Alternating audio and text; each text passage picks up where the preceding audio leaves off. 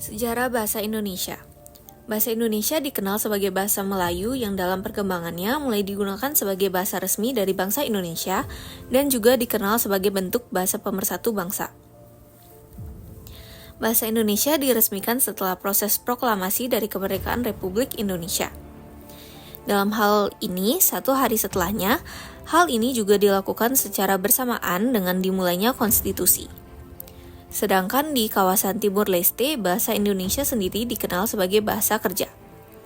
Sementara itu, jika dilihat dari sisi linguistik, bahasa Indonesia merupakan bentuk ragam bahasa dari bahasa Melayu.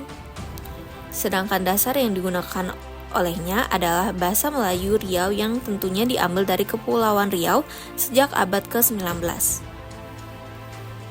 Sebagai bahasa pemersatu bangsa, tentunya bahasa Indonesia menjadi bahasa yang digunakan dalam aktivitas harian dari masyarakat Indonesia yang juga menyatukan perbedaan dalam satu bahasa yang sama dan dimengerti oleh semua penduduknya.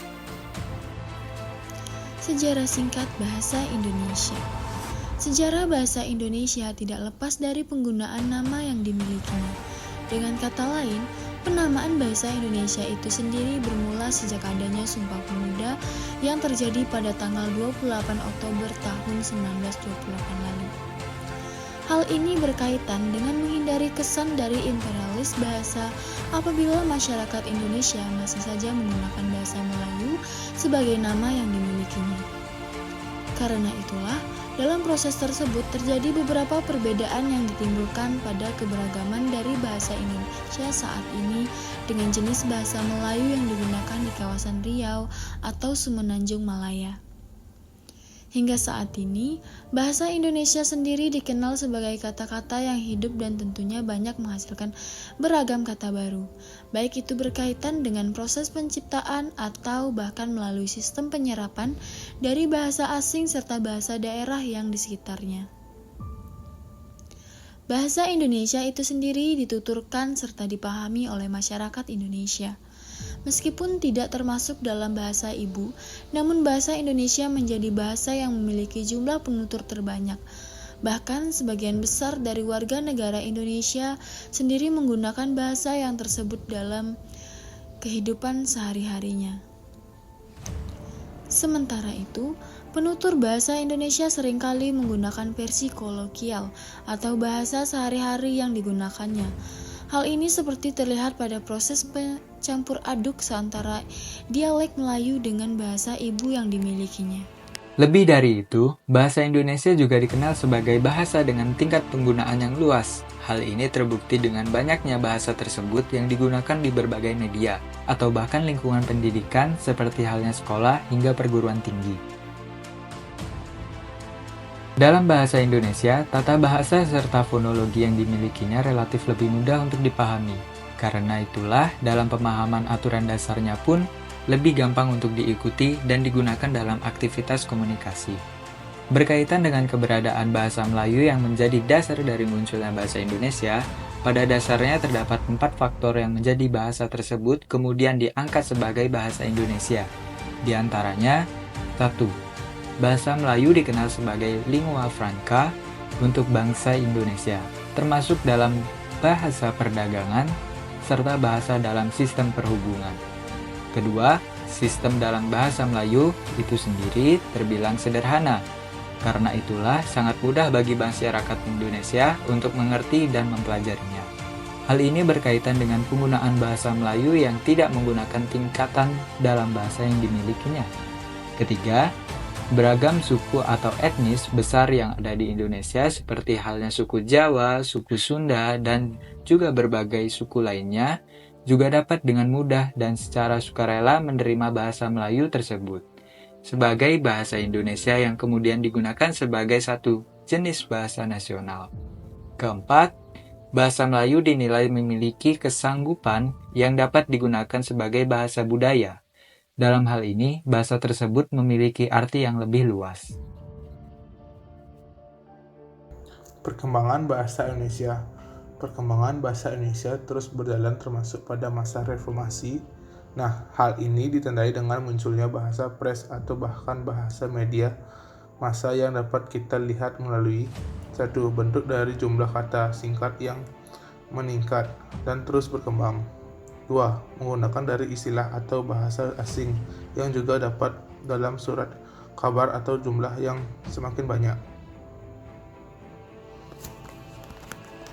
Nah, di dalam hal ini jelas Brave memiliki jasa yang luar biasa pada proses perkembangan bahasa Indonesia. Pasalnya, mulai media tersebut masyarakat mulai diperkenalkan dengan beragam istilah, kemudian ungkapan-ungkapan kata-kata yang baru seperti halnya rekalisasi, hujatan, konspirasi, kroni, profaktor, arogan, proaktif, dan PPN, dan juga beragam istilah kata-kata yang lainnya yang sebelum itu tidak atau bahkan jarang digunakan. Sementara itu, dalam perkembangan tersebut juga terlihat beragam kedudukan dari bahasa Indonesia itu sendiri, yang mana pada awalnya dikenal sebagai bahasa nasional serta bahasa persatuan. Dengan demikian, berdasarkan kedudukan tersebut jelas bahwa bahasa Indonesia tersebut memiliki fungsi yang cukup beragam, mulai dari terdapat fungsi bahasa Indonesia berdasarkan kedudukan. Yang pertama, sebagai lambang identitas ataupun jati diri bangsa. Yang kedua, sebagai lambang kebanggaan dari bangsa Indonesia. Yang ketiga, sebagai alat pemersatu yang tentunya digunakan di berbagai kalangan dari masyarakat Indonesia yang memiliki latar belakang dari etnis serta sosial budaya yang berbeda, termasuk bermacam bahasa daerah yang turut berbeda pula. Yang keempat, sebagai alat komunikasi atau penghubung yang dapat menyatukan antar daerah serta antar budaya yang ada di Indonesia. Selain itu, dikenal sebagai bahasa resmi tentunya bahasa Indonesia, yang memiliki dasar yuridis konstitusional, yang berada pada bab 15 pasal 36 dari Undang-Undang Dasar 1945. Memiliki kedudukan sebagai bahasa resmi, tentunya bahasa Indonesia tersebut pun dalam perkembangannya memiliki fungsi yang lebih beragam. Fungsi bahasa Indonesia lainnya yang pertama ada sebagai bahasa resmi dari suatu negara, yang kedua sebagai bahasa pengantar resmi yang tentunya wajib untuk digunakan dalam setiap lembaga pendidikan yang ada di Indonesia. Yang ketiga sebagai bahasa resmi dalam hubungan tingkat nasional. Hal ini berkaitan dengan kegunaannya yang penting dalam pelaksanaan perencanaan dari pembangunan serta proses pemerintahan. Yang keempat sebagai bahasa resmi yang tentunya digunakan dalam permanfaatan dari ilmu serta teknologi dan juga pengembangan kebudayaan. Selain melihat perkembangan bahasa Indonesia dari segi fungsi dan kedudukannya, berdasarkan sejarah perkembangan bahasa ini dimulai sejak masa kolonial Belanda yang mulai membangun penerbit buku bacaan yang dikenal dengan nama Kommissie voor de Volkslectuur atau disebut pula sebagai Taman Bacaan Rakyat yang kemudian diubah menjadi Balai Pustaka pada tahun 1917. Badan penerbitan tersebut juga mulai menerbitkan beragam jenis novel seperti halnya Siti Nurbaya dan lainnya yang disebarkan dalam bahasa Melayu. Setelah itu perkembangan pun dilanjut pada tahun 1927 yang dilakukan oleh Djajah Datuk Kadjo yang mulai menggunakan bahasa Indonesia dalam pidato pertamanya. Sedangkan pada tanggal 28 Oktober 1928, Muhammad Yamin melakukan peresmian untuk menjadikan bahasa Indonesia sebagai bahasa persatuan dari bangsa Indonesia.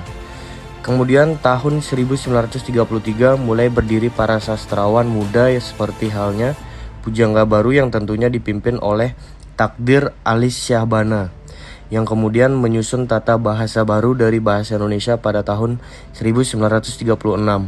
Dan pada tanggal 25 hingga 28 Juni 1938 mulai diselenggarakan Kongres Bahasa Indonesia yang mana penggunaannya berlanjut hingga saat ini.